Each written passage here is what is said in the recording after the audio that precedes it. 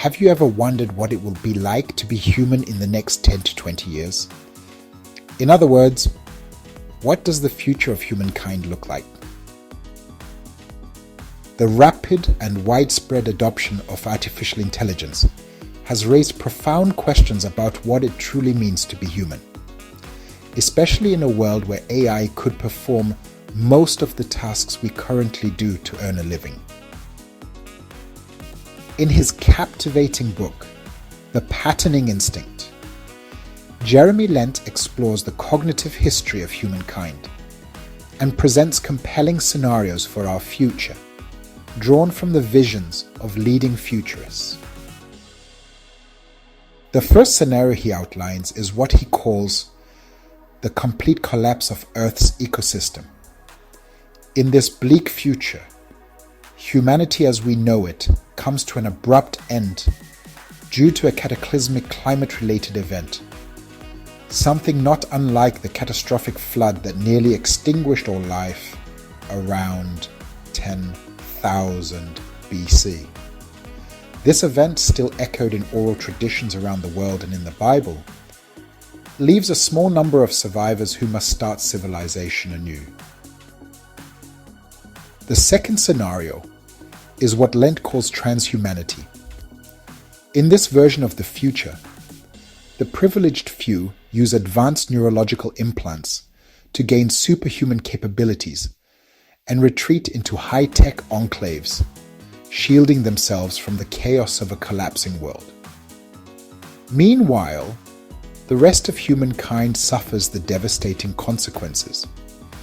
Intriguingly, this scenario closely mirrors the rapture theology embraced by many evangelical Christians, the belief that the faithful will be rescued from tribulation and taken to heaven, while the rest remain behind to endure the fallout.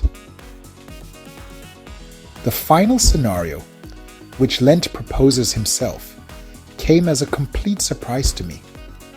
Throughout his book, Lent presents persuasive empirical evidence on how monotheistic religions, Christianity in particular, have historically contributed to a mindset of dominating nature, perpetual economic growth, and rampant consumerism.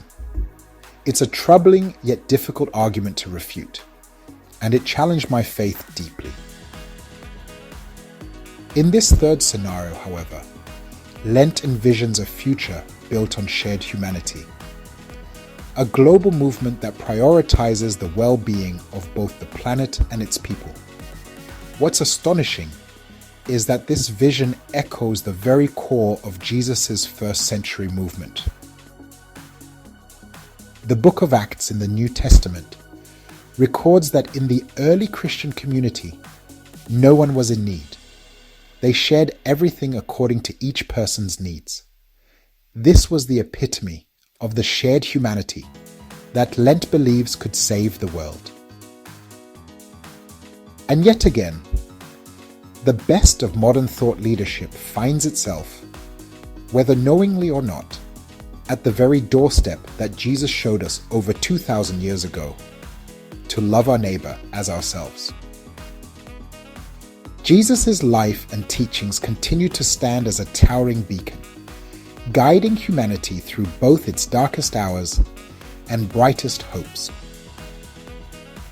This is what Lent's conclusion implies, even if he may not know it. The best possible future for humankind can only be modeled by looking to the life and teachings of Jesus Christ. Until next time, consider this. Can you think of anyone or anything better to behold in our quest to become the best version of what God intended for humankind than Jesus Christ? Feel free to share your thoughts in the comments section below. My name is Vezi, and I'm here to make the case that the gospel of Jesus Christ is the best thing available to humankind as we navigate this increasingly complex world.